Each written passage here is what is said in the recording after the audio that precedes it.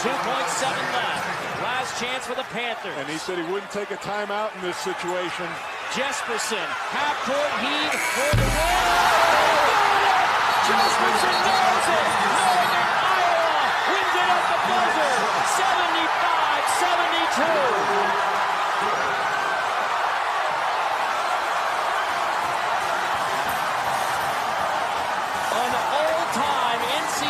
Tournament shot from Paul Jesperson. He rifles it right in front of us to Abdul Rahman at midcourt. Extra pass. And it goes for the win! The three-pointer by Jordan Poole. A freshman has won it for the Wolverines. He misses. Stripes the rebound. Got to push this to the basket. Take it to the basket, guys. 9 seconds. No timeouts left. What are they doing? R.J. Hunter for three. Good! He just closed. Chioza.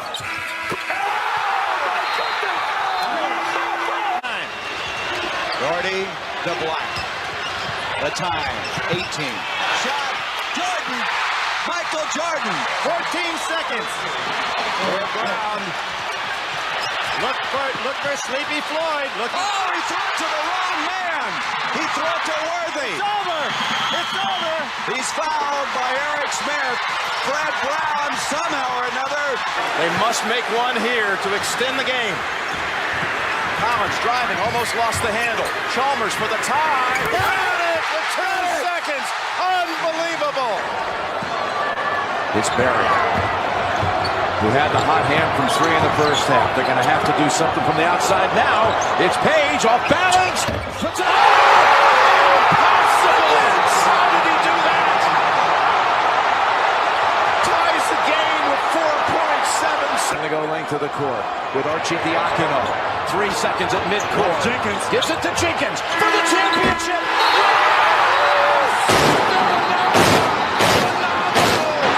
Player of the year, taking it right at Morgan. Right at Raymar Morgan. 6.6 left. Draymond Green finds Lucius for the win. He got it! Spartans move to the Sweet 16.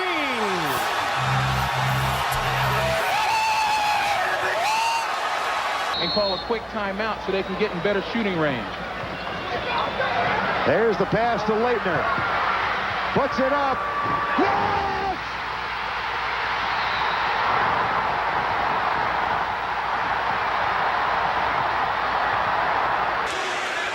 10 seconds remaining. Elamine off to Bosco. He was flushed. The shot wouldn't drop. Hamilton! No! Another tip! No! Hamilton! Off the buzzer! Yes! Yes! Who secured it. 2-point game.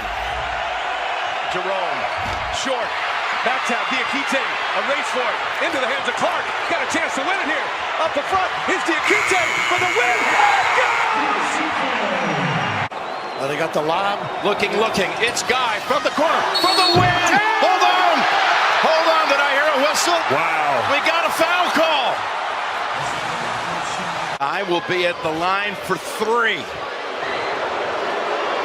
The former Mr. Indiana basketball. The former, a year ago, ACC tournament MVP. The first team all-ACC player who hit a 3 to keep him in the game just seconds ago. A desperation shot from the other corner. Wow. I'll tell you, if you're Virginia, this is the guy you want on the line. Your first team all-ACC player. 81%. He's tied it. Wow, this is unbelievable.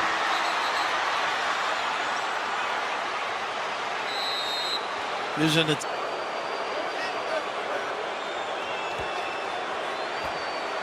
For the lead. He got all 3. Agents! Now you got it. Here we go, 0.6 seconds. Nobody on the inbounder. Durafoy's going to go to the other side. He's got Brown all the way in the far court. Might as well heave it all the way the distance. A Grant Hill pass. Here it is. Brown turns around. It's off the mark. And Virginia is heading to its first ever national championship game appearance. And there you have it. Some of the highlights of March Madness. Had to throw in my team, of course, the Virginia Cavaliers, 2019 national champions. Had to throw my team under the bus because they lost to the luckiest shot in the history of basketball. Fuck you, Christian Laettner. Fuck you, Christian Laettner. Fuck Duke. Yeah, there was another clip in there that I remember watching was the Villanova North Carolina game, and that was nuts. Like, I could not believe. I thought Carolina, even though they just tied it up, might come back in overtime and win that, but that shot at the end was clutch. Yeah. So here we are. We're going to be talking about our March Madness. We're going to go through our bracket a little bit, give everyone our selections of who's moving on, who any upsets that might be in there, and of course, who we picked to be the national champion. Before we get to all that, though, I do have some NFL points I want to talk to you about. There's like 3 of them I want to get to just to get your comments on, because there's been some moves here in the offseason so far already. It's been really quick. The first and the biggest one probably is Derek Carr going to the Saints. Is that bigger than Rodgers, who's going to be a Jet apparently? Well, we'll get to that. Okay, all right. I'm just being spicy. Well, my question to you on this is, 1, what do you think of the move? And 2, the money they paid him, do you think it was worth it? I do. So everything in football is contextual. And if you look at that division, the Bucs are signing Baker Mayfield to be their starting quarterback. When he was in Cleveland and he had everything around him, he was above average. In Carolina or in Cleveland when he got injured and the line had some injuries, he wasn't great. I mean, Baker Mayfield is the most average NFL starting quarterback, right? So if you look at that and then you look at, we don't know what Atlanta's going to do. Maybe they'll play Desmond Ridder next year. Maybe they'll draft someone. Did you know there's already Falcon fans who don't like Ridder, like even just after a few games? Okay, you haven't seen enough. You have not seen him play enough football to have. Yeah, that's what I'm kind of saying. It's like, man, the guy barely has even done anything. Exactly. So there's Tampa, who doesn't have a great quarterback. Atlanta doesn't have a great quarterback. The Saints have, I think, a pretty good one. Who's the 4th team in that division? Which one? The NFC South. Saints, Panthers, Bucks, and they're not great. It's not. No, it's not the Seahawks. I'm blanking on it. Is it the Rams? No, they're out west. God damn, I can't fucking remember. They fucked everything up when they put everything. I know it's the Saints, the Falcons, the Bucks, and the Panthers. Okay, so yeah, the Falcons are the one we forgot. Right, and then the Panthers don't have anybody. They traded up for the number 1 pick. So maybe their hope is we get a stud quarterback who has no one to throw it to and he does well and we surprise people. So the Saints on paper are by far the best team in that division. Derek Carr is a top 12 to 15 quarterback in the NFL. Mm-hmm. And I know his stats have been up and down. He's played on a Raiders team. This stat blew my mind. He's never played on a team that had a defense that was ranked better than like 25th or 26th. And in half of those years, they were ranked 28th or worse. So he's always playing catch up. He's playing for a team that is notorious for instability, yada, yada, yada. Like, the numbers have been good. Bad coaching and all that stuff. If you want the best Derek Carr argument other than doing pretty well in a tough situation, it's look at his performance in overtime games. It is almost historic. He's a good quarterback. And the Saints have a roster that's still pretty good. You know, they're able to restructure Michael Thomas's deal. I think they did something with Alvin Kamara. The defense, you know, some people are high on it, some people aren't, but they don't have to hit a complete and utter reset in what will probably be one of the worst divisions in football. And so if you look at a guy like Carr, and you're high on him and you don't want to pay an insane draft capital to move up to get another quarterback and you plan on keeping your roster intact, there's an argument to be made. It's a safe Um, bet, you would say. it's and now that I said that, I've probably doomed him. He'll probably get hurt or something terrible. I don't think Um, you'll get hurt. I think the only questions that I looked at is like, man, that's a lot of money for a guy that's 12 to 15. yeah, Now, obviously, you and I have talked about stuff like this before. You can't really dictate what the market is because the market calls for that. But that's right. sometimes, but you can still say, damn, we really overpaid for this guy. I mean, look what happened to Russ. Yeah, We clearly have overpaid for this guy, at least as of now.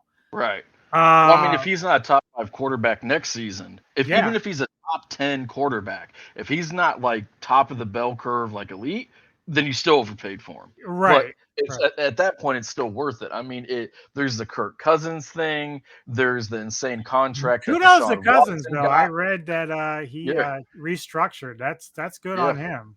You know. yeah. I mean, the thing of it is that like I think teams look at what San Francisco has done. Now, granted, they're an extreme case where they have basically everything but the quarterback. Right. And there are two schools of thought.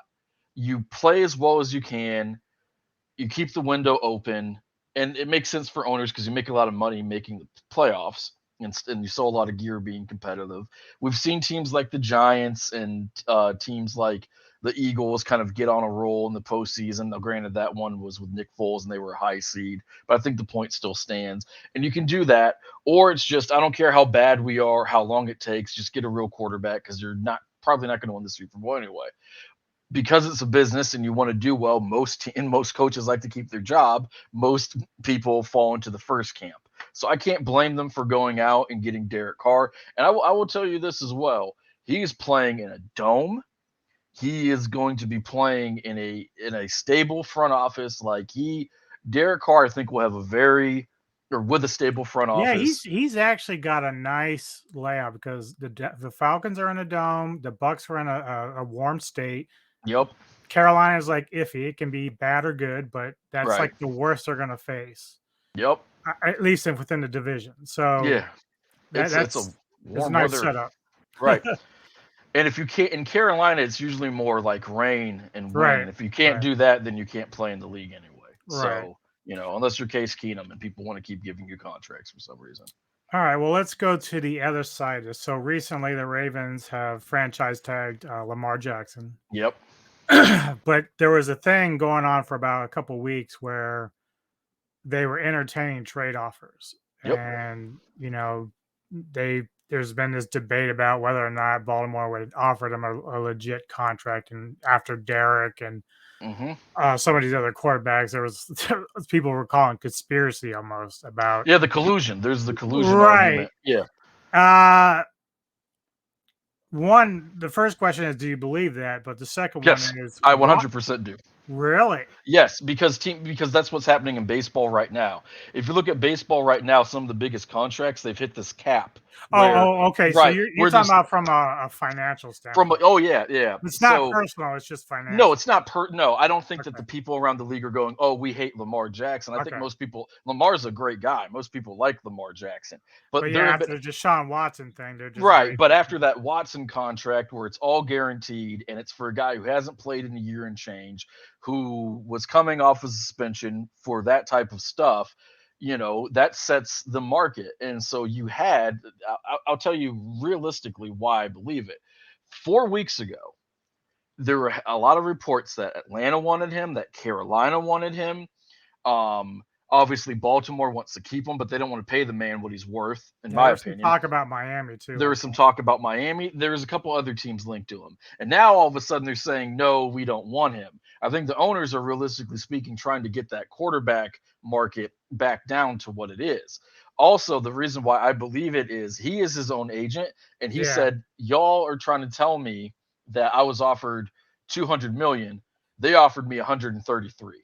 So I do believe now, do the owners have to call one another to say, hey, don't offer him this? No, they're businessmen. They know what the game is. But yeah, I do believe that there's a collusion. I believe it's bad luck for him because he Yeah. happens to be the guy who's up. Now, what's going to be really infuriating is when Cincinnati and San Diego do what smart teams do and pay their stud in their third year, because it's going to hurt for 2 years. But after that, as more guys get paid, that deal is going to look better and better and better, which is why Patrick Mahomes at the start of this season is probably going to be slated to be paid the most, like the 7th or 8th most on average. You know what I'm saying? Like that's what the Falcons, or not the Falcons, that's what the Ravens did with Flacco. It just so happened that it didn't work out well because Flacco was garbage. And that Yeah, he contract was, duped him after one yeah, season. he okey doped them, and they're dumb enough to give him that money. And I think that's also another thing that hurts uh, them as well, is because there are people still in that front office for when they made Flacco the richest quarterback. So do you think that because teams aren't trading for him that they're more worried just about the money aspect, or do they actually look at it and say, well, Lamar's a great athlete, but we're not sure if he's a great quarterback? Do you think that plays at all into any of that discussion? I think that there might be some doubts about how good he is as a quarterback. I don't think that those doubts are, realistically speaking, that fair. Um, the thing of it is that he is an average passing quarterback. He's a hot and cold quarterback. He's a rhythm quarterback, which kind of puts a cap on how good he's going to be anyway. For a comparison to a guy who's a radically different quarterback, I just described Carson Palmer, Mm-hmm. who was a rhythm quarterback, a hot and cold quarterback, as well. So it's not just somebody who is a quote unquote mobile quarterback. The thing with Lamar is this: even when he's not throwing the ball well and he's just doing it with his legs, he's a dominant force. We can go back to our power rankings where it's like, wow, Lamar had them in front by 2 scores and the defense blew a lead again. You know what I mean? He, to be fair, I don't have him right now in my top 5. He fell out. But at the end of the day, there just comes a point in time. Are you going to pass up on having a true blue franchise quarterback because you have injury history concerns? And if so, that's fine. That's fine. But if you're going to do that, you would have said no to Kyler Murray. You'd be saying no to Bryce Young. You would have said no to Russell Wilson because he's small. You would be saying no to a lot of guys in the league right now. Mm-hmm. And given how hard it is to get a real quarterback, and given how, realistically speaking, you just want to get to the postseason and then anything can happen, I think that's a real bad way of doing business. So no, I don't think it's a great thing that he wants to have a fully guaranteed contract. But the Browns gave Deshaun Watson that contract. That happened. Like that's how the game goes. That happened, and he's that's he's kind of the rub there, because they did it. Lamar's one done made more. the Lamar has actually done more in terms of helping Yeah. his franchise And- get to the playoffs than and he's Deshaun not a ever did. rapist, which is also we also appreciate. Right. Yeah. Yeah, it's kind of sad, but as you said, it's about bad timing, really. So, Yeah. Fuck you, all Deshaun right. Watson. Well, third question for you: will Aaron Rodgers be a New York Jet? Yeah. That's the team he wants to go to. Neither team has leverage. The Packers are going to say, we don't have to trade him for anything less than we want. That's fine, except your GM already came out and said him coming back is not the ideal situation. There's already reports that they want to try Jordan Love. Rodgers already came out today and said that they told him that, although not in not so many words. The Jets don't have any leverage because they want a real quarterback, because that roster is pretty damn good, and they want to see what it can do with a real quarterback. So whenever two teams butt heads and they're natural business partners, they're going to make a show. You're going to hear reports about how maybe this team will trade for Rodgers and try to sweet talk him, or maybe the Packers are warming up to the idea of him coming back. It's going to be a bunch of people running to Adam Schefter, getting their narrative out, and that's what it's going to be. And inevitably, unless Aaron Rodgers does something weird, which, to be fair, there's a high chance of that because it's Aaron freaking Rodgers, he'll be a Jet. Mm-hmm. Okay. Yeah, I wasn't sure.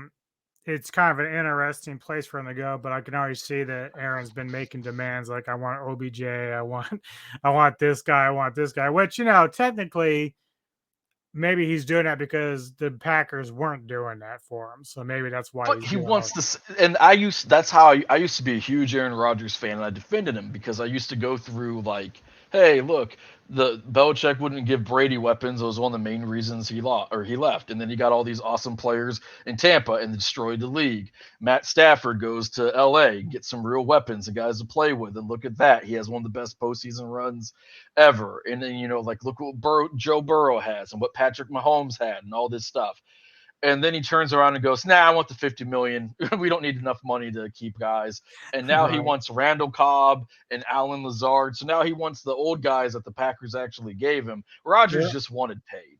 And, Right. Right. kudos to him if that's what his priority is.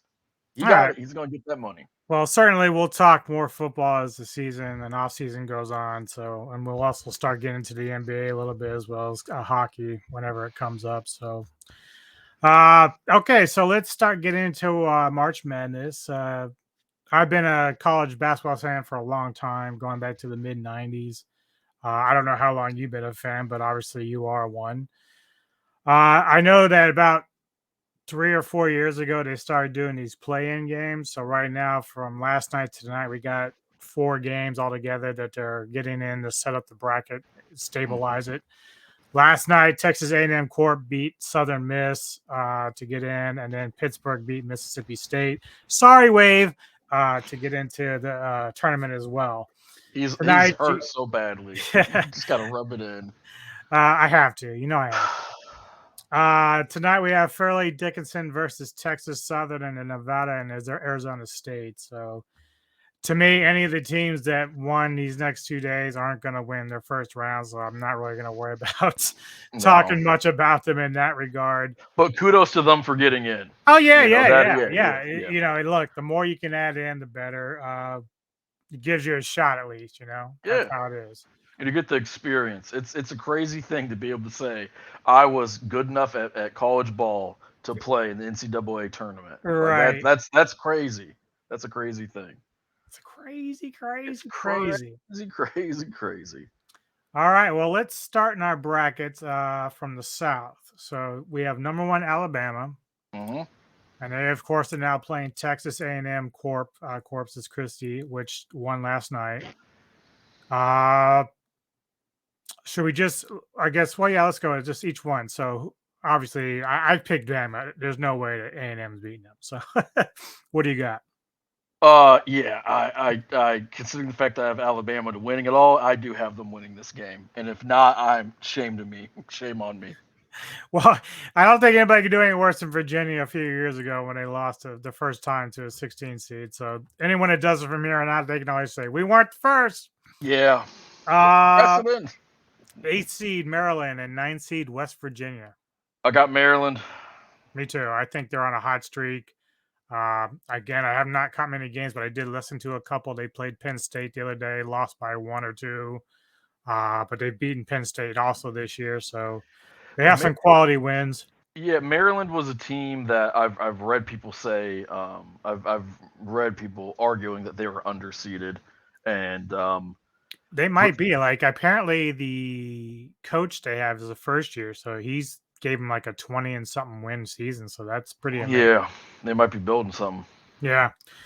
5th seed San Diego State and 12th seed Charleston. This is an interesting game. I took San Diego State. I took Charleston now, mainly because I'd seen some commentators talking about this game, thinking that Charleston's a bit better than they are showing here. But yeah, they have been. They were a sleeper pick. A lot of people are saying this is an upset to pick. The thing with San Diego State, they consistently make the tournament. There's something to be said for playing on a team that has a pedigree. And while the tournament is wild, in the tournament you see upsets all the time, you also see some, they're not a blue blood, but you see like a team that makes it a lot, that probably survives some games just because of it.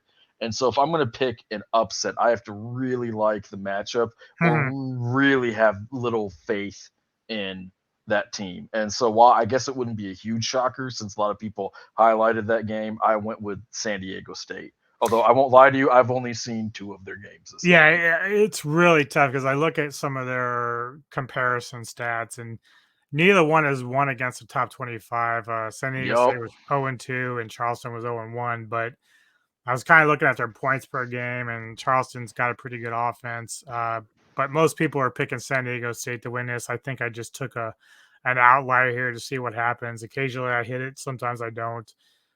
So I picked Charleston to move on from that one. Probably a close game, if it is at all. Number 4, Virginia. Number 13, Furman. This is another one that actually most commentators have been an upset. Because Virginia, this isn't like the best team they fielded, but they still get Kihei Clark back from the championship game team that they had, and they've got Beekman. Unfortunately, Vandenplas is hurt. Yes. I still pick Virginia because Virginia still has a lot of quality wins this year. They have some bad losses, but when it comes to basketball, those teams have bad losses anyway. But there's a lot of commentators and pundits who think Furman could upset Virginia here. I took Virginia basically because I won't lie to you. I don't have a lot of respect for Furman. I'm just gonna be honest. Don't you jinx my team, man. Don't listen. my team. I believe, and you might recall this, that after that horrible first, 1-16 loss, that after that I predicted you would all win the national championship the next year. So I'm the patron saint of your team. You are actually, because I said they're not ever going to get back. Yeah, you said they're never going to make the tournament again, and they should stop playing basketball. I thought that loss was going to be a school killer. I just thought that was going to be the end of it. I was like, that was like the worst soul crushing loss. Yeah, it was embarrassing. I know. And then of course they were a number 1 seed the year that they won. I'm like, can it just be like a 5 seed or something? Like, how about a 6 seed? Can you just be above average? Like, right? no. Like, just don't put me at 1. I just don't like being there. Number 6, Creighton, and number 11, NC State. I took NC State. Ooh, nice. Okay, I took Creighton there. I took NC State because I do think that they are a little underseeded. I've seen part of this is I've seen a handful of their games, and I was always impressed by how they played. And to me, when I watched them play, it's just a naked eye test. I was like, that feels like a 7 seed, an 8 seed, and it was just a vibe. I'm just gonna be honest. It was just a vibe. But I don't bet money on games. But if that, I would bet on that one. Fuck that. Yeah. Number 3, Baylor. Number 14, UCSB. I'm not sure what school that is, but is it Santa Barbara? I think. Actually, let me pull up the info. It might tell me. But I took Baylor. It is Santa Barbara. I took it's. I took Baylor there too. I don't have any insightful analysis for this other than Baylor was at one point in time, they looked like one of the best schools, and they looked like one of the best teams in all of the country. I think they're one of the better teams in all of the country, and UCB is not. So right. When you start getting to a lot of the lower seeds, it's kind of like a no-brainer sometimes. Yeah. Number 7, Missouri, and number 10, Utah State. I took Utah State. You're not alone in that. There are pundits that believe that you're right on this. I took Missouri, but I can understand why people would see Utah. They suck. I've watched several of their games. They are maybe it's the bitterness of the fact that they beat my guys, but they are a overachieving team. And I don't. How do I put this? I also think their coach sucks. I don't think that. Let me ask you this though, real quick. Yeah. So Utah State is 0-2 against the top 25. Yes. Missouri is 6-4. Yes. Do you think being battle tested counts more or less? It counts a lot, and they are battle tested. But to me, when I look at, and they are 6-4, and there are people who again would argue that they are underseeded, and there is something to be said for that.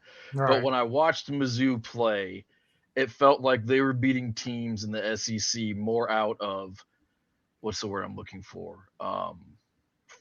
Familiarity than they were actually better than. They also have some really bad losses. Now, look, am I being slightly facetious about how bad I think that they are? Yes. But I don't think that they are. They're one of those teams, once you get to the 6th seed, the 7th seed, the 8th seed, sometimes even the 5th seed, there's really not that much difference to them. In Utah State, again, not a great team. They've made, they have some continuity. They're not a program you should take lightly. It feels like it's a type of game where I'd pick the upset. Number 2, Arizona. Number 15, Princeton. I took Print. I'm kidding. I took Arizona. You almost got me. I was like, really? Wow. No, absolutely not. All right, let's flick. I took Arizona as well. So let's slide on over to the Midwest on the other side of that. Sure. Number 1, Houston, and number 16, North Kentucky. I always root for Kentucky, but I took Houston. They're really good. Yeah, I haven't really seen any games, but there's a lot of talk. They're pretty damn good. They would be one of their best players got dinged up, and it's a shame because they're still a very common pick. And a lot of teams are picking them based off of they think that the player's name escapes me at the moment is very healthy, but or getting healthy. But man, I can't lie to you, I can't find a way to even pick North Kentucky. Yeah. Number 8, Iowa, and number 9, Auburn. I took Iowa. Same here. Next game is number 5, Miami, number 12, Drake. So I struggled with this one because Drake is actually, I think, pretty good. They think they're pretty good, but Miami's a pretty tough team as well. I went with Miami over Drake. Mostly Miami, they're just they're the higher seeds. That typically means they're going to have the better athletes, probably have the better coaches. When I watched them play this season, there was a point where I thought that they were going to be a 2 or 3 seed, and they had some struggles, but that team has a lot of potential. Yeah, I took Miami too, but I have to wonder myself just how legit they really are. I know they tied with Virginia for the conference, ACC conference, but they're just one of those teams that I'm not really sure if they're the real deal or not. And I could see them falling to Drake. I'll just say here, I do have them falling in the next round. Yep. Okay, so next one is Indiana and Kent State. And So Kent State's one of those sneaky teams. Yes, they are. And I took Indiana, but I think this could be a dogfight. Indiana is good. I have to try to be. I hate them. I hate the Hoosiers. But they are just a flat out better team than Kent State. I think that they have one of the better coaches in the game right now. But Kent State, they are historically one of those teams. They make the tournament consistently and they give people fits. It's like in their DNA. And while I think that Indiana will end up winning by like 6 or 7 because they'll be shooting free throws, it'll really feel like, or really be more of like a 4 or 5 point win. Mm-hmm. Yeah, I chose Indiana as well. I think they're a pretty strong team, but I've loved watching Kent State the last few years. They make these nice little runs and surprise people, so it's kind of nice. No. All right, number 6, Iowa State. Number 11, Pittsburgh, who just won last night to get in. I chose Iowa State here.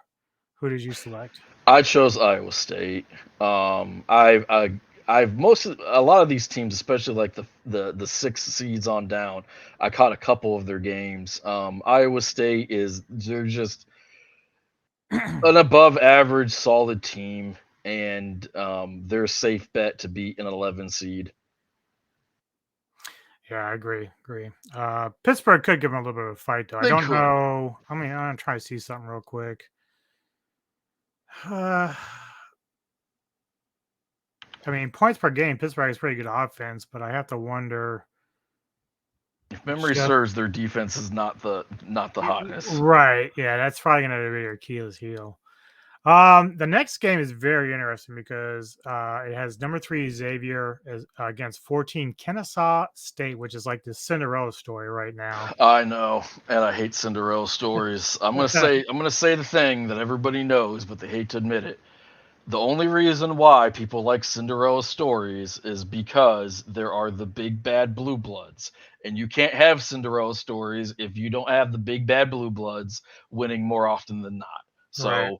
if you like Cinderella stories, you should thank those teams that you secretly that you hate, but you should secretly love.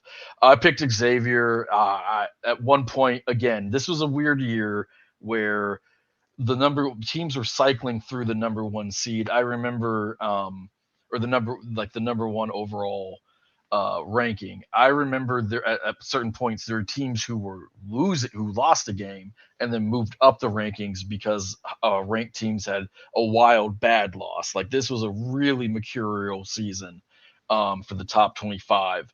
With that being said, Xavier at one point was one of the strongest looking teams in the season. I don't recall if they were ranked number one this season at all, but they just have too much firepower for Kennesaw. Yeah. Number 7 Texas A&M and number 10 Penn State. This is interesting because, like I said, I've had a chance to kind of listen to some games with Penn State and Maryland and stuff like that. Penn State reminds me a lot of Virginia a few years back when they had a couple of good guards, but they didn't have much else. Mm-hmm. But that was kind of their problem going forward through the tournament was once you've got shut down the guards, it was easy to beat them. I have A&M moving on in this game. I don't know how you feel about it though. I took A&M. There is something to be said for Penn State is that their talent level is not that far off from a lot of the higher seeds or like the mid seeds, but it was a game where I'm not familiar with either team's roster, to be quite frank. But they got some great guards, but yeah, I just don't know if they're going to be able to carry them. I only saw one A&M game, and they were pretty fierce. So that kind of informed my decision, but I couldn't honestly tell you that I had a super strong feeling on it. Right. The last game in this side of it, number 2 Texas and number 15 Colgate. I think Colgate, baby. What are we? No, it's Texas. It's Texas. It's Texas. Yeah, Texas has been strong all year. I don't see them having any problems there with Colgate. All right, we're gonna fly on down to the West. Number 1 Kansas, number 16 Howard. Kansas. It's so Howard, right? Yeah, it's so Howard. Yeah, Kansas is gonna pretty much blow through that one. They usually do. Next game will be interesting. Number 8 Arkansas, number 9 Illinois. So as a almost complete lifelong Illinoisan, I actually, even though I'm not a U of I fan, though I do have a degree from one of their satellite schools, I picked the Razorbacks. I think the Razorbacks were underseeded. I think that they actually have a shot at surprising some teams. Illinois, at their pinnacle, they looked amazing. They've had some really ugly moments this season. They do have sleeper potential. I actually feel kind of bad for them that they got stuck against what I feel like is a tough Arkansas team, but I went with the Razorbacks. Yeah, same here. I did dabble with the possibility Illinois could beat them, but I think they've been a little bit too inconsistent this year. I think Arkansas usually has generally a pretty good defense. Yep. So I really that concerns me about Illinois, whether or not they can break. But the problem is that Illinois they can get hot, and all of a sudden you're like, how did they make the Elite Eight? Like they have that punch up capability. Exactly. But Arkansas, there's some dogs on that team. Mm-hmm. There's some dogs on that team. Shout out to Ned. Yeah, this next game really, I went back and forth. I took VCU. Oh, I did it, dude. I went with St. Mary's, but I was with you. VCU's been making a run, and I'm like, sometimes these teams that they start making these runs in their conference tournament, they've done it before, man. They've done it before. It's one of those scary things. It's a 12 seed versus a 5. It's in their DNA. They've done it before. St. Mary's is okay. On the off chance that anyone's a St. Mary's fan. It's just if St. Mary's came in as a 7 seed, I'd have been like, man, that's kind of harsh. But it Yeah. makes sense. Like they were just not, they're a good team, but they're not. They're probably the weakest 5th seed to me.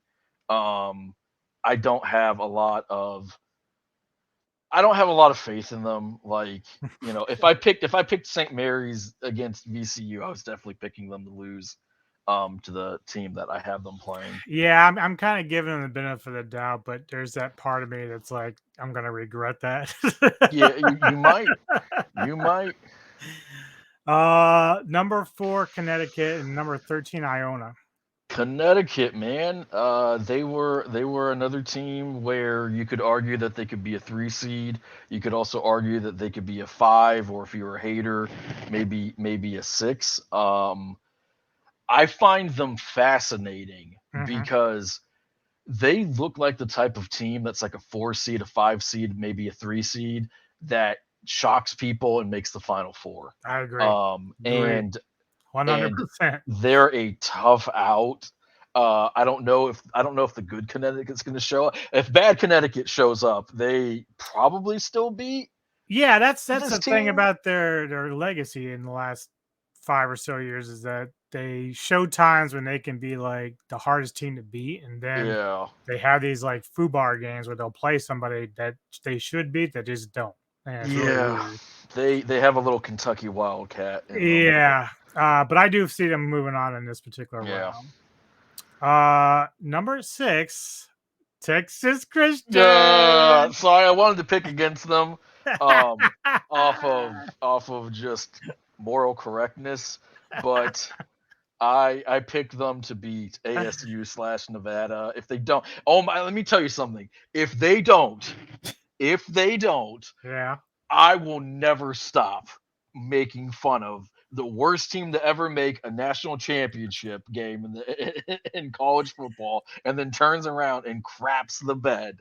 For those that And don't know the backstory, there was a uh, brilliant man, Poet yours and I truly. had debated about our top 5 rankings for college football, whether or not TCU belonged at number 1.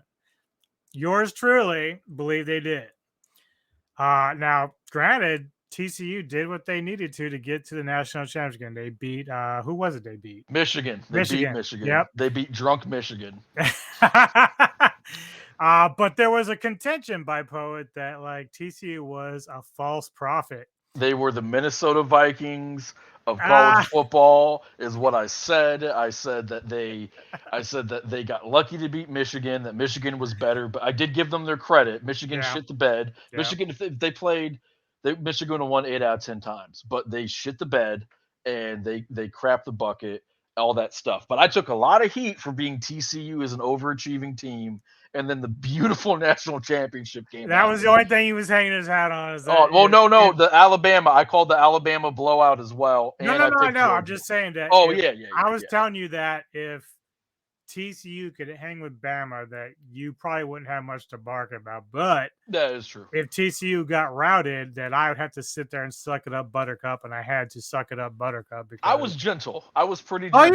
you Yeah. weren't being an asshole Most of about it. because my frustration with the TCU pick wasn't that people believed what you did, but it was no, they absolutely should be number 1. How could you ever talk about them being overrated? We don't care about point differential or some of the screwy wins that they had. Mhm.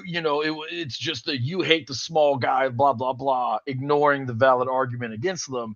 And then when they got smoked by, and it was so beautiful for me because they got smoked by the team that almost lost to Ohio State, who got killed by Michigan, and Yeah, they they beat barely got Michigan. past Northwestern, I think, at one Yeah, point. exactly. So it was this. So long story short, Michigan pooped the bed, and they proved me right, which thank you. And as a result, I have to troll all of their fans who were obnoxious, who Yeah, acted like they were the I think of Patriots. the end of that is once they've moved to like a 8-game playoff or even 16, whatever they decide to do. You solve a lot of that. Yeah, because TCU might surprise somebody, but they're not going to surprise everybody. Then it ain't surprising Georgia. Right. So Yeah. that's the thing. So like, if we're playing an 8-game playoff and they just happen to play Michigan first and upset them, they're not getting by the next best Right. team outside of that. They're just And not going to and do it. and at that point, if you're saying, well, they got a better seed than they should have, then maybe they did, but you could have won out. And then at that point, no, I'm not going to be too offended. Like unless you took a team like TCU and then you gave them like the number one overall seed when Georgia was clearly, and that was the other thing. Yeah, but Even you were let's like, be realistic though. If that happened, and like let's just rewind. If they were yeah, number one, and let's say I don't know, fuck it, yeah. Let's just say Georgia wasn't playing or let's take Auburn. Okay, let's say Auburn yeah, was number 8. I don't think they beat Auburn. I think Auburn actually beats them because they're a more physical team, and yeah. that's what happened was Georgia just outbullied them. They couldn't The use that games are, speed or yeah, nothing. They couldn't do offensive line. Jalen Carter basically committed felonies. Again, I shouldn't make that right. joke Yeah. because he actually might have committed. Jalen Carter dominated. I mean, it was bad. And long story short, basketball fans, that is why we must all come together and mock TCU because of their horrible fans and the horrible media that puffed them up to be better than what they were, especially the ones who are like, no, we should have been the number one seed, not Georgia. Yeah, Fucking well, drunks. you had your chance to beat that team, and you just And you didn't did show up. not. You beat their face, or no, you beat their fist with You your had face. them That's what you water did. cups as they ran to the end zone. That's all you did. That's all you did. You showed up just to get stomped on. Well, yeah, I have TCU moving on, even if they, depending on who they play between Arizona State and Nevada tonight, I think they got enough to do that and get through that first round. They better, or I'm going to be horrible. I'm going to be horrible. Number 3, Gonzaga, and number 14, Grand Canyon. I forgot that Grand Canyon has a team, so Gonzaga. There. Same here. That's my amazing analysis. Gonzaga's a blue blood now, This and is an Grand interesting Canyon team. is. Number 7, Yeah. Northwestern. They've had a pretty good year. Yeah, I Number picked 10 and Northwestern. Boise State. I picked Northwestern. Boise is probably as good as you're going to see at a 10 seed, but Northwestern, they are a little bit of a basketball school now, and I respect the pedigree. Yeah, same here. This is an interesting one. Even though I have UCLA moving on, Yeah, they've been kind of up and down this year, but they do play NC Asheville at number 15, so I Yep. think that they're not going to have any problems there. hmm So that's a national championship contending team versus NC Asheville. yeah. All right, over to the East. This is an interesting one too. Texas Southern and FDU play tonight to determine who's going to play Purdue. Number 1, Purdue. Yeah, who's winning the right to get destroyed by Purdue? Yeah, and I got a chance to see a little bit of their highlights and some of their game the other day, and they've got like a Yao Ming on that team. Like, Yeah, Purdue. Yeah. he's pretty fucking big. Like, I was really kind of shocked at just how much of a man he is to everyone else on the court. Yep.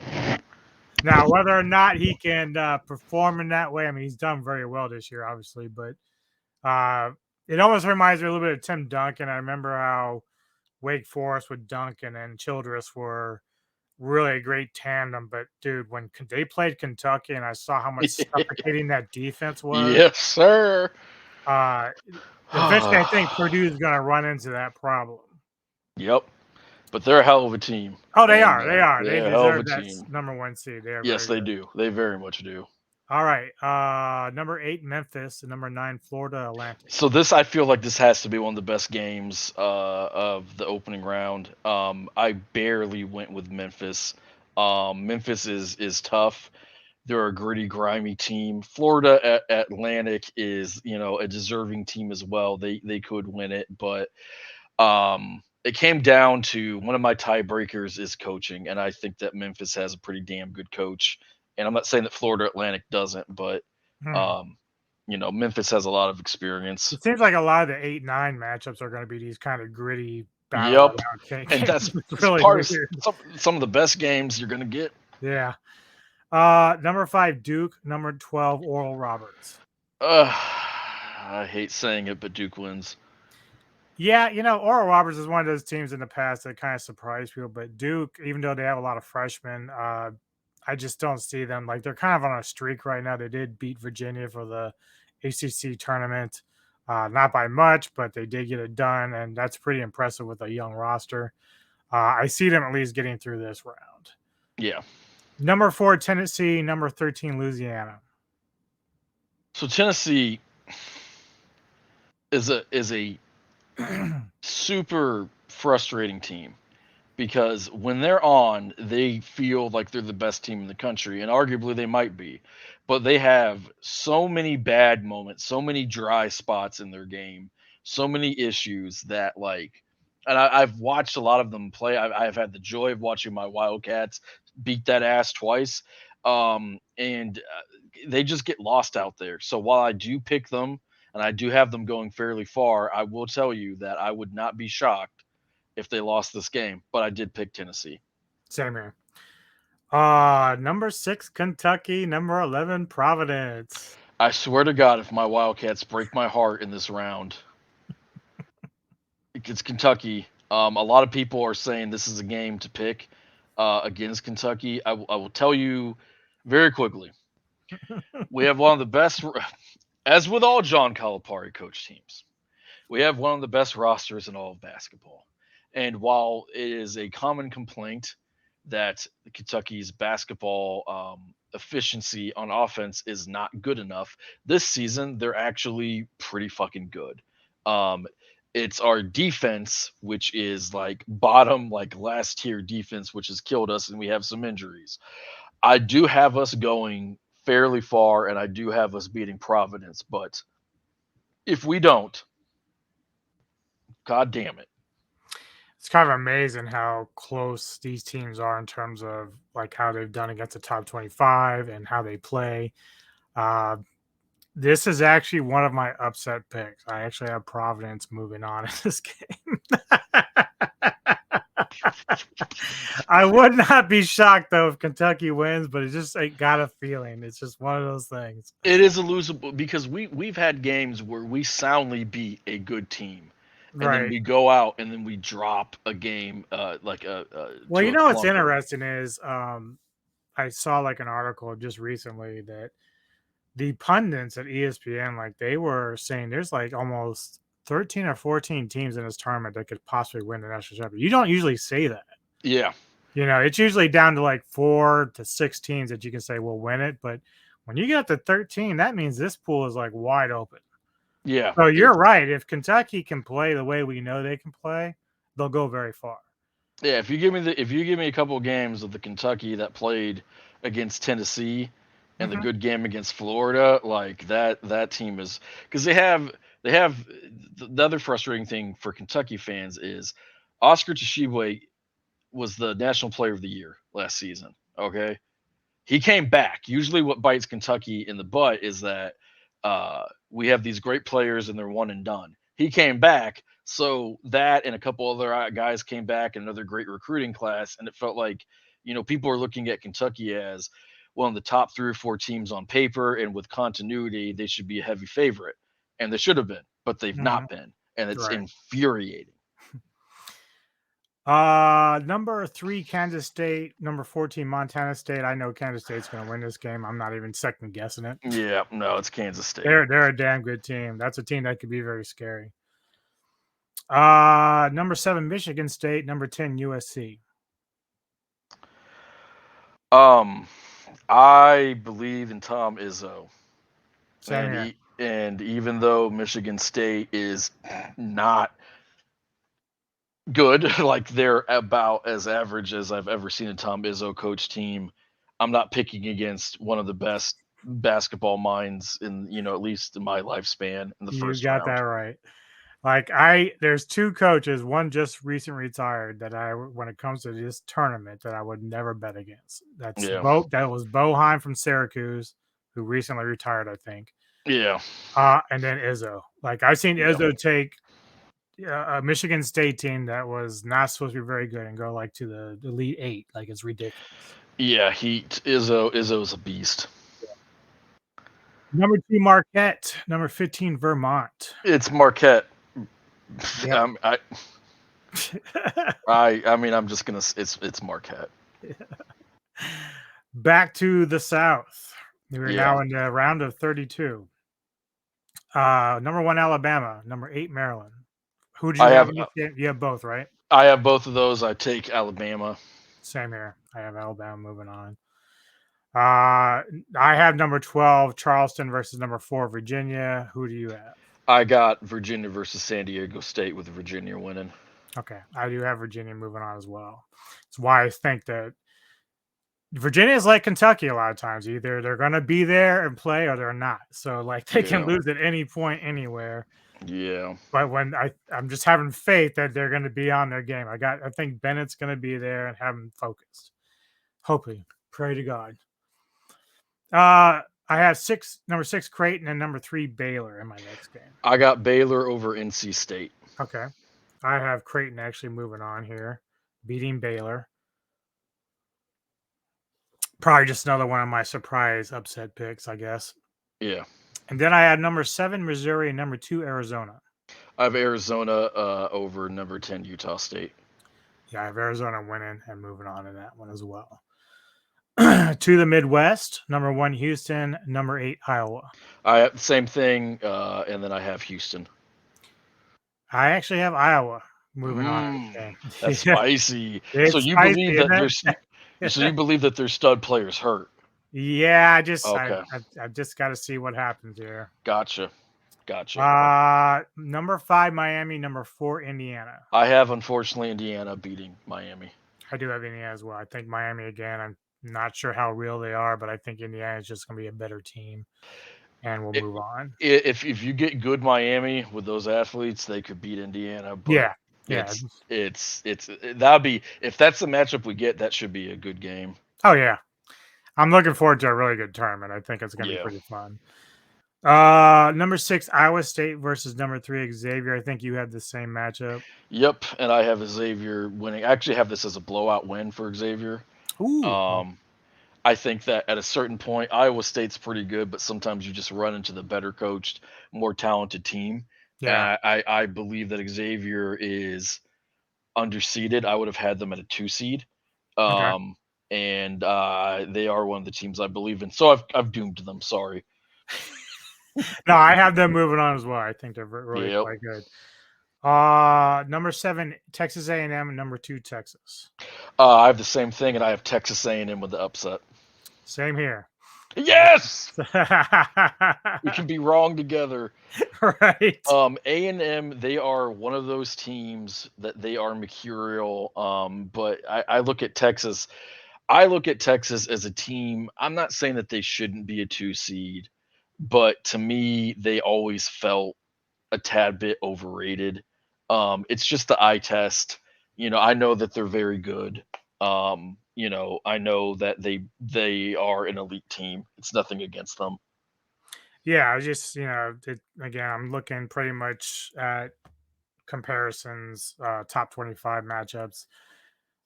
Texas is definitely one of those teams that I feel like A&M is a little bit more consistent with their wins than Texas was. So it's just one of those things.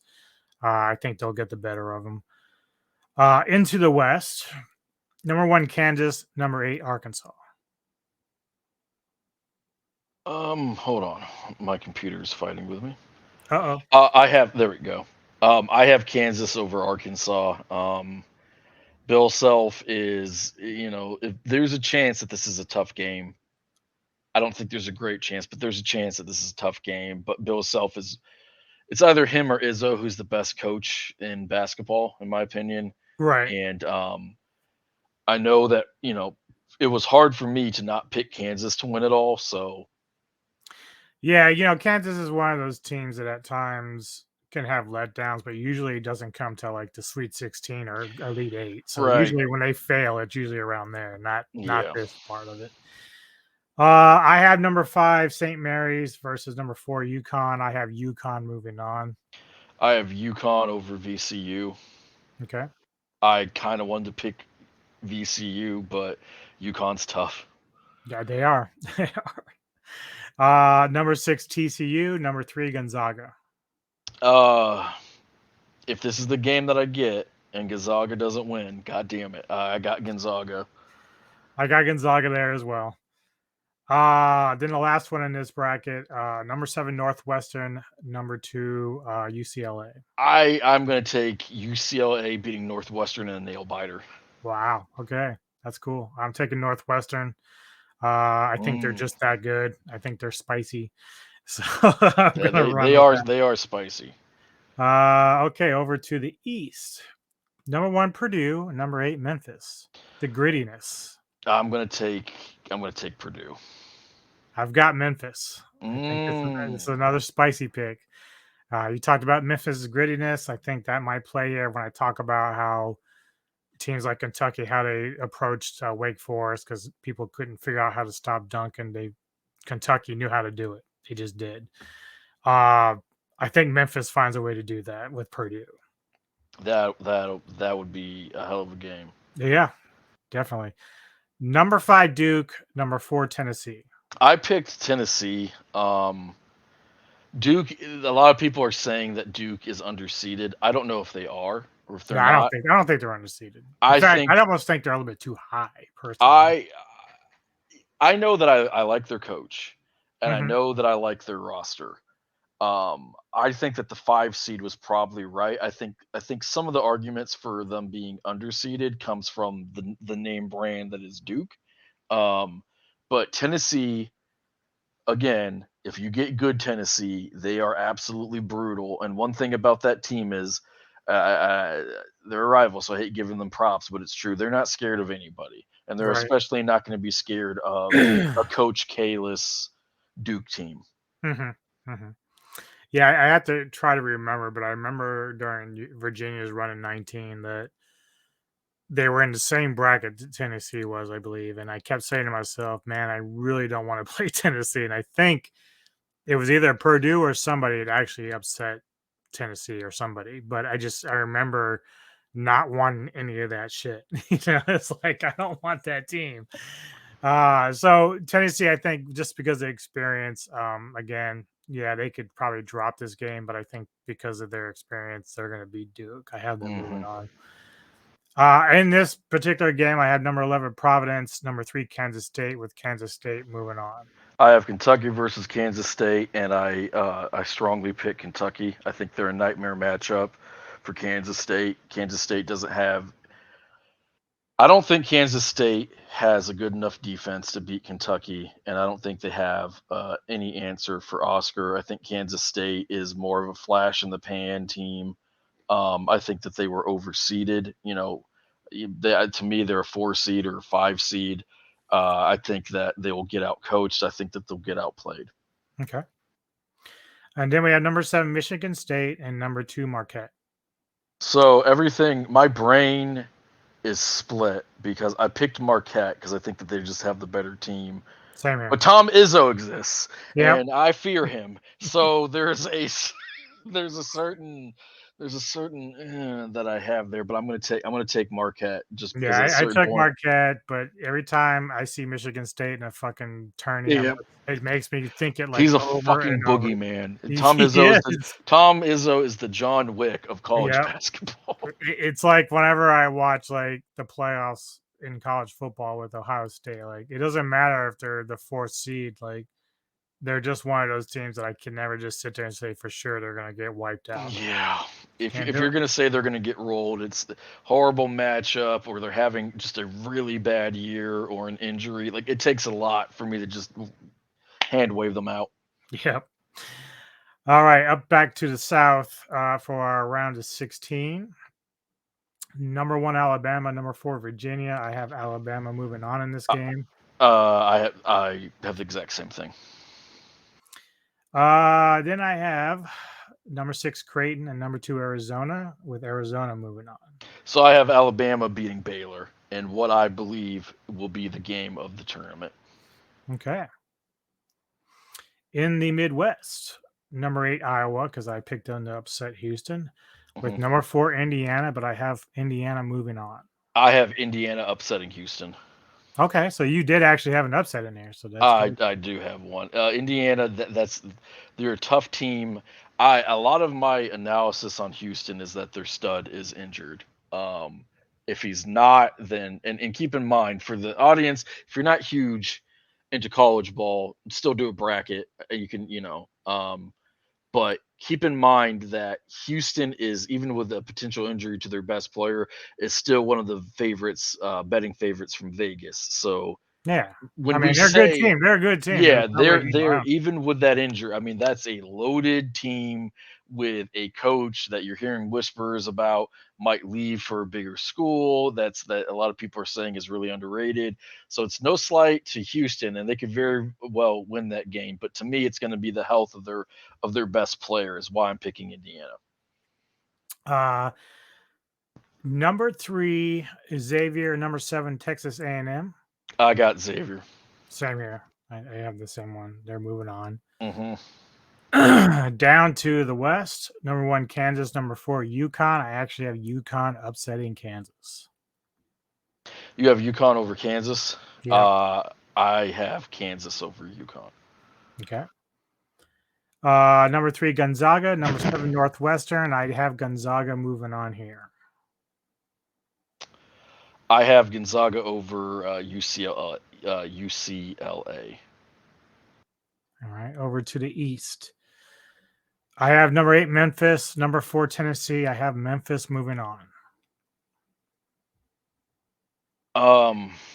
It's my computer messing with me again. I have Tennessee over Purdue. It's funny because every time I do a bracket every year, there's always at least one team I think is going to make this weird run. I think Memphis might be that team that does that. Every year there is a team that there's usually a couple teams that do. Like, yeah, there's probably some like 10 to 14 seed is going to do the same thing. Bro, it's going to be Illinois. Illinois is going to go on that crazy run and make us look like jerks, even though they're a good team. You know, it could literally even be Boise State. You know what I mean? That does it. And then the final one here is number 3, Kansas State, number 2, Marquette, and I have Marquette moving on. I got Kentucky beating Marquette. Ooh, you got Kentucky going far. So here's the thing. Am I a lifelong fan of Kentucky? Yes. Would you vouch for me personally that I'm not a homer? I feel like you know me long enough to know that I'm not much of a homer. If anything, I'm a womer, where I pick the worst case scenario. However, other than there is some hope and love in there, Kentucky is going to do either one of two things. They're either going to go ham with their insane roster and just beat some team just because they're just flat out more talented and they have a pretty good coach, or they're going to implode. I'm picking that there are some of these teams who've not played against a roster like Kentucky, and they're just going to look at them and go, "What the fuck just happened to me?" Is there some homerism in there? Maybe a little. Well, that's fine because I've done that in the past. I picked Virginia at times to go far in the tournament. They don't always get there. Sometimes I pick them to go out early and they go a little bit further. So right, it just depends, you know. But it's like we have faith enough in our teams that they're going to do well. Like I said, Virginia could play Furman and actually lose that game. They can. I mean, it wouldn't shock me. It wouldn't. It's also sports. Like your two best players can get hurt or dinged up, and then it's like a radically different game. So you can also, let's not lie either. Officials every year in the NCAA tournament, everyone walks away going, the officials should not determine the game. It's almost impossible to put a whole loss on the refs, but goddamn, that was some bad officiating. There is some of that. All right, down to the Elite 8. I have number 1 in the South, Alabama, against number 2, Arizona. I have Arizona beating Bama. I got Bama beating Baylor. Okay. Or wait, no, I'm sorry. I might be one ahead. I think I have Baylor beating Arizona. I'm doing this without my glasses, which broke today. So that sucks. I'm a sad guy. That's okay. At least I'm reading them off to you. So yeah. In the Midwest, I have number 4, Indiana. Number 3 is Xavier. With Xavier moving on. I have the same thing, but I got Indiana with the dub. Okay. Unfortunately. Number 1, Kansas. Number 4, Connecticut. I have Connecticut going on. I have. Or did I already do that one? No, I'm fine. I think. Is that right? I got. Not Kansas. Sorry. Excuse me. Yeah, I had the wrong one. Connecticut and Gonzaga. I have Gonzaga moving on. Excuse me. Gotcha. In that slot, I have Kansas getting the W. Um, it's a tough game.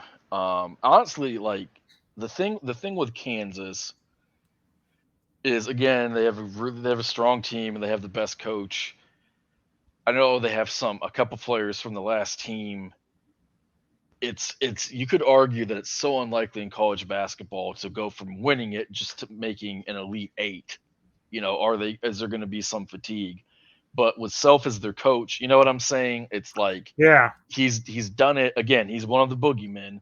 Him and Izzo, Oh yeah. those are the two guys. And the other thing is, like, I've seen Gonzaga in the past. Like, they're one of those teams that they can go through like 2 or 3 games dominating teams, and then like they'll get to like one of the biggest games they're gonna play, and then just shit the bed. Like, it's really weird. Yeah.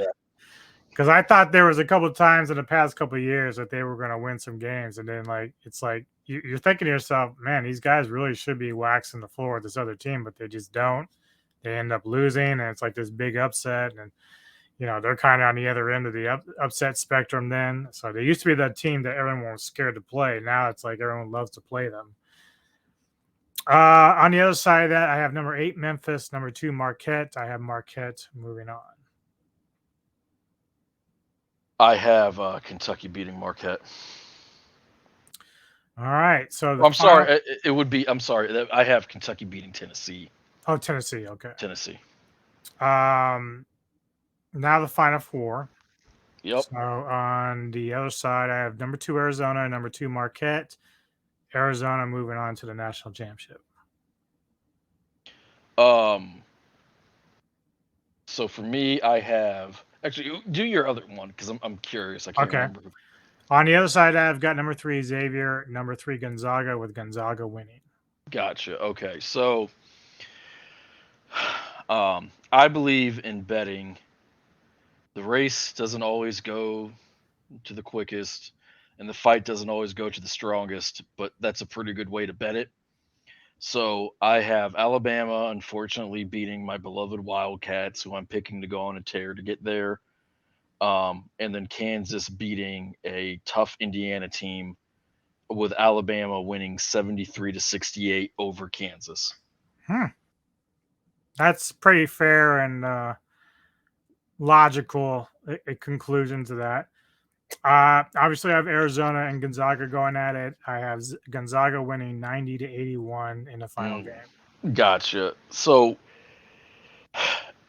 Gonzaga they used to be, because you remember watching them in the 90s and the early 2000s. Yep. They used to be one of those mid-major sweethearts, right? Mm-hmm. And now they're a blue-blooded monstrosity. They leveled up. They leveled up. And they are, every now and again, and you can comb through who's won, you'll see a team who's a blue blood, who's maybe they're a second or third or they're a fourth seed, and they probably deserve that seeding. Maybe they are a little overrated or underrated, but they know what they're doing and they have enough talent. And, maybe if they get lucky and they dodge a bad matchup or two, all of a sudden, they're in the cake. And Gonzaga I don't think it's a super popular pick right now, but it's not a bad pick. I told you, I did not expect to have them. It's a hell of a pick. And I will tell you this too. If you put a gun to my head and you said Houston's completely healthy, I'd pick them in a heartbeat, because they just feel like they're the most explosive team. They feel like they're well coached. They feel like they have the best players. It's everything that I would want to put money on. Alabama's pretty close. And I am, there's a frustration level, I think, with staring at my bracket and seeing, oh, look, it's 2 number 1 seeds.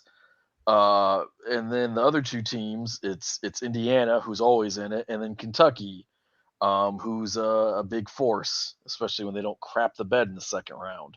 See, that's what's interesting about my bracket, and it's either a good thing or a bad thing. Like, when I look at how I go about my brackets, it's weird because you talk about all the time how teams have legacy, and so a lot of my picks, a lot of my like teams that make it the furthest are teams that have legacy. Like it doesn't like look at Duke. We talk about how they're young they are, but they're good enough to still beat some of these other teams. And so like when I think of Bama, Houston, I'm like thinking they're probably good, but what happens when they run into a legacy team? And that's fair. Now, one thing for Bama and Houston is they've been getting better for a long time. So they're not they don't feel like flash in the pan teams to me Mhm. that like, hey, we recruited this kid and he was a third star. It's kind of like when Ja Morant went to Murray State, right? And he was a recruit, and then all of a sudden it's like, wow, this is one of the greatest talents we've seen in the past 20 years. Or something like that where oh god, USC one year they weren't really all that great, but OJ Mayo, they landed OJ Mayo and they were like a one man team. You know what I mean? And Right. they ran up against some tough competition and kind of folded. They've been building towards this, and this is a really wide open season. I don't know if some of these teams, like so much of the legacy that these teams have is it's basically their coaching and their program and some of the guys who've been on the teams, even if and consistency and continuity, even if they're just role players and whatnot. So you could convince me that Duke ends up being the one that folds, or Kentucky just rolls over and dies, which would be more embarrassing because they have their Hall of Fame coach. Um, you could also convince me otherwise. But when I look at Houston and Alabama, one thing that makes me feel like that's probably not going to happen is they're just so. Not only do they have such great players and the good coaching, but when you put it all together, they themselves are a powerhouse. Right. Um, and it'll be interesting. Like this should be a really good tournament. Oh, I think it'd be very entertaining. Like, but again, it's like North Carolina didn't make the tournament. They weren't as Yeah, great this uh, year, but they didn't even go to the NIT, which I think is a mistake. like They should have gone. they could probably still beat over half the teams in this tournament. Absolutely, they You know what I absolutely. mean? So that's why I talk about legacy. It's like, yeah, okay, they're not the best Carolina team you've ever seen, but No, they are still pretty good because of they what's been they built. are not, and they were close. And you know what? Yeah, The ball bounces the other way. They could have lucked themselves into the tournament. Although I'm not going to lie to you, and this is not going to be a popular take either. But I think it's okay to acknowledge the way that the world works. It would be better for basketball if North Carolina got in as a 16 seed. yeah, Because like look at this. Um, if you look at where I'm trying to find one of the games where it's like, okay, Tamu Corpus, right, okay, or Colgate, exactly. or NC Asheville. It would be so much more interesting to see that team be North Carolina, and then all of a sudden UCLA would be like, so I get to play against a 15 seed, and it's not Asheville, it's I mean, could you it's imagine UNC. being Houston and having to play Carolina in your Right, in the first game? right, exactly. Well, that was 2 or 3 years ago. Kentucky was like an 11 seed, and teams were like, "Oh, sweet, I get to play the Kentucky Wildcats, who have a top 10 roster, who've underachieved all year in the second round. Right. Thanks, Exactly. Yeah, ugh. like that's the thing too, is like Kentucky's number 6, but dude, nobody wants to fucking play him. No, you shouldn't, and but Boise State's 8 or 9, and I wouldn't necessarily want to play them either. Um, and honestly, I'm not advocating that UNC should just get in because of those names. If they Right. didn't earn their way in, those teams didn't. Yeah, But gun to your head, if they played, who would you pick? You would pick exactly. UNC to beat them. You Right. wouldn't feel And great if you about it left for it up sure. to the people that decide all the football playoff shit, they would say Carolina deserves to be in. Well, except this past year, and they put TCU in, and see what happened. Big brand names for a reason, baby. were number 1.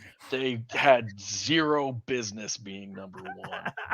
Utter trash. They are the worst team to ever make the national Well, championship here's how game. I look at it, because despite their foobar in the national champion game, they did themselves a good service by at least beating Michigan. Like that, there's no way if they had lost to Michigan, they would have had no ground. Oh, you know how horrible. But here's the thing: they should have lost. The only reason that they didn't, like both teams, did not play well. They played a sloppy, miserable, messy game. Michigan threw 2 pick-sixes on downs where they would almost always run the ball, and they threw it, and then they had that horrible fumble. And I know people say, "Oh, it wasn't a fumble," or on the play before he got in, whatever. They still did that shit. TCU was slightly less shitty than Michigan, and they won that game. But Well, okay, let's say Michigan wins that game.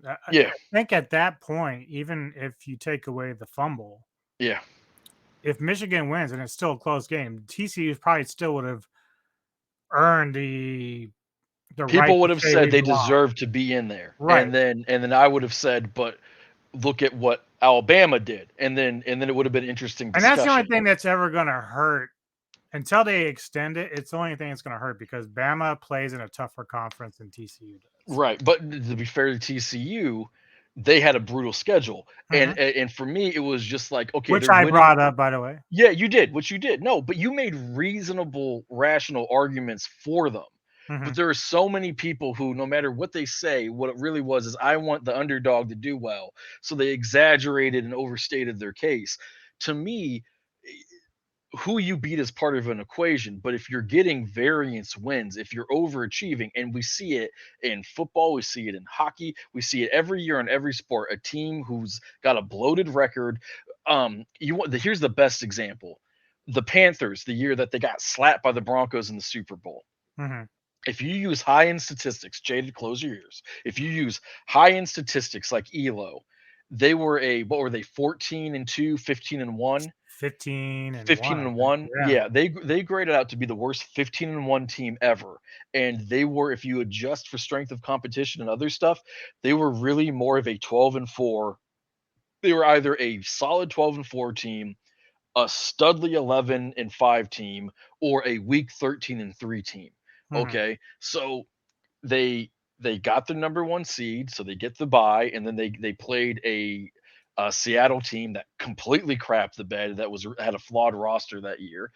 They make their way into the Super Bowl, and then they run into a team that was just top to bottom better. It's like, yeah, you have a better quarterback than Denver does, but he's Peyton Manning. He's going to make enough plays. And then we have Von Miller, and you have your shitty tackles, and then we have DeMarcus Ware, and you have your other shitty tackle, and then we have the no-fly zone, and you have crappy wideouts. There's something to be said for that. So I just took umbrage with the TCU fans, the people who just wanted to be like, no, it's strictly about the resume. Well, if it's strictly about the resume and context doesn't matter, then you can let a computer do it. Oh, wait, we did do that. It was called the BCS, and everybody whined and cried about it. So it blew my friggin' mind. Yeah, I mean, that's always going to be the age-old debate because, like I said, I think TCU played like 6 or 7 ranked teams last year, and it's like it's hard to argue against that when you take on that teams and you win like you do, even if it's close. But then you have the other argument that you make that Bama, just is a higher percentage of wins, like by 20 or more points or whatever it is. And they also, in TCU, had a win that was a gift. I'm not big into saying, oh, the refs are the reason why they won, but a lot of people are. And if you are, then you have to give at least 1 or 2 wins off of refs. You have to give them quasi credit, I guess, for kicking a field goal with 2 seconds left. I mean, you have to there are some crappy turnovers. I mean, it was just something like, to me, if we look at how all these wins turn out, gun to your head, are you going to consistently keep betting that that's going to happen for you? And if the answer is no, then you have to say, be logically consistent, that was a win. I'm not going to overly punish you, but it doesn't get to mean as much as you say it is, especially when you move them up the rankings when they beat a nobody, and then all Tennessee does is lose to the best team in the country when they lost to Georgia. And that's when I just knew. I was like, okay, we're just riding this wave. And it might have been different if Hooker had not gotten hurt. Yeah, that could have helped. That could have helped. Yeah, so I think the only way that's going to be solved is what we talked about earlier, where once they go to 8 teams, which I think 2026 Hey, is that deadline. and look at college basketball. They're College gonna basketball has right. consistently said, look, you know what? More and more people are playing ball. More and more people are coming stateside from other countries who can play ball. There's more than at one point it was 32 teams, and then they kept moving it up because they're worthier and worthier teams, Yeah. and that's been proven to be true. So And I'm therefore not saying, you give the yeah, little guy a chance exactly, and you and give the teams that who are supposed to win, like, hey, if you're the best team in right. the nation, go prove it. Right, and if you had 8 teams in and TCU was a 2 or 3 seed, I would have still been like, I think that's too high, but it's not nearly that big of a deal. Right, right. It's not that big of a deal. Because it all Um, sorts itself out. it sorts itself out, and there's also a certain point where it's like, just win the fucking game. Just Yep. go out there, just win the game. Look, like I think everybody felt bad for Ohio State when Marvin Harrison Jr. got hurt because they were putting it on Georgia at that point. Um, and you can feel it's if you're a Buckeyes fan, you say, you know what, I really believe in my heart and in my head that we would have won if that didn't happen. I can't say anything about that. But when you take a step back at the big picture, at the end of the day, it's mostly about the wins, especially when it comes tournament time or the postseason. But when we're in the regular season, just look at what's happening and just talk about what's actually happening. Because Yep. if it's just about a blind resume, then you're telling me that there's no nuance or anything to really look at, and that's just not true. And the corollary for that is look at college basketball, where the difference between a 2 seed and a 5 seed, realistically speaking, is maybe one player, maybe 1.5 players. And we see teams get overseeded and underseeded all the time. It's hard. Granted, you have like a million teams a seed. It's hard to do that in basketball. Then, the sport lends itself to series, which you can't really do for college ball, and you definitely can't do for college football. Motherfuckers will die. So there are some constraints as well, but at the end of the day, um with the football thing, when they expand it, a lot of this is going to be taken care of. And I know that teams will argue, I was a ninth team, I was a 10th team, I should have gotten in. And you know what, inevitably the committee will get it wrong, and the ninth team and the 10th team really were the seventh team and the eighth team, but it'll at least be better. Yeah, yeah.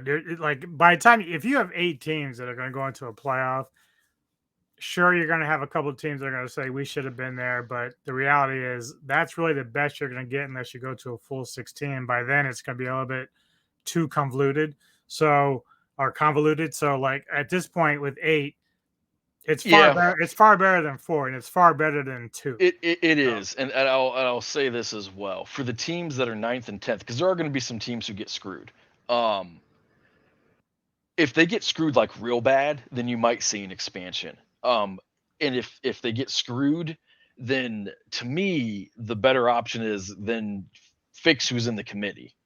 The issue isn't the amount of, and to be honest, I would like a 10-team playoff with the 1 seed and the 2 seed getting a bye. that's fair. I would like that, but at 8, I'm not gonna thumb my nose at 8 teams. And you know what? For college basketball, to loop it back to that, I love the fact that the tournament's this big because those are worthy teams by and large. Yeah. Some years you look at a team and you're like, they're a 10th seed. How on God's green earth are they a 10th seed? And they have a lottery pickers. It's crazy. So. Well, Mr. Poet, thank you for joining me. I think what we can do if you want is for a while this is going on, maybe next week do a quickie. Yeah. And talk about hey. Talk about the first round upsets or wins, and we can go through it each week until it's over. I'll do it unless Kentucky lost to Providence. That's especially when I'm gonna get you on. I withhold. But look, I would have to deal with the same shit. I mean, if Furman beats Virginia the first round, I'm gonna have to suck it up. All right, if both of our teams get upset, then what we're gonna do is we're just gonna skip over those games and act like they never happened. They were never there. They were never there. There's only 62 teams in this tournament. Yep. Virginia, I don't know what you're talking about. Talking about that state at all. Kentucky, no they canceled the season because of basketball pox. I don't know what you're talking about. Well, thanks again, my man. Hang around. Hey, thanks for having me here. Yes, sir. And for the rest of you, hit subscribe, hit like, That's Share right. this, please. Thank you for watching and listening to us rant. It's very on brand for us to spend a bunch of time on pro football and college football for a March Madness thing. Football is our love. It is. And last thing for our beloved listeners, this is the most important thing you're going to take away from this broadcast. Give this man his props. He's the hardest working man on the internet. He puts out so much fucking content. I know I'm embarrassing when I say these nice things about him, but it's true. This man does the top 5 list. He's on everybody else's podcast. He does this. He's on the message board. He's out there trying to grow the local metal scene, underground metal scene. This man is doing a lot for the culture. If you don't support him, I'm gonna break into your house, eat your food, shit in your toilet and your bathtub, and not fly. You don't want that. You don't want these problems. So just do it. Yeah, my many thanks to my boy Poet here. And speaking of which, yes, Friday I'll be on the Sci-Fi Society talking about Godzilla 2014. We got a panel of guests that I'll be not there. as good as Shin Godzilla, but pretty good.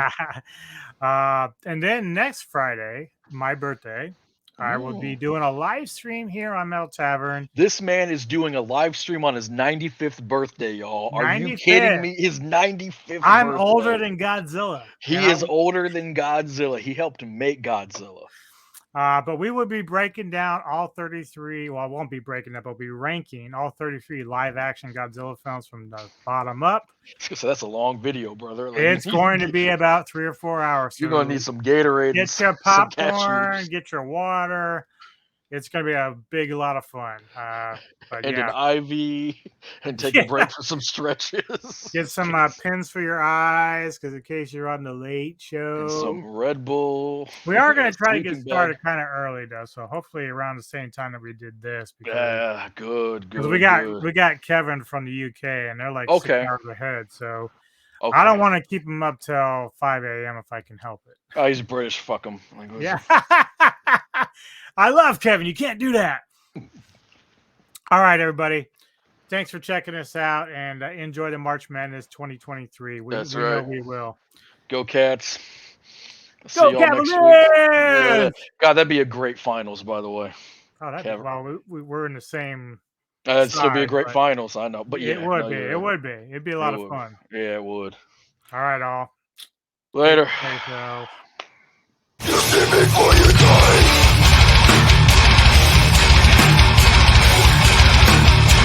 Find the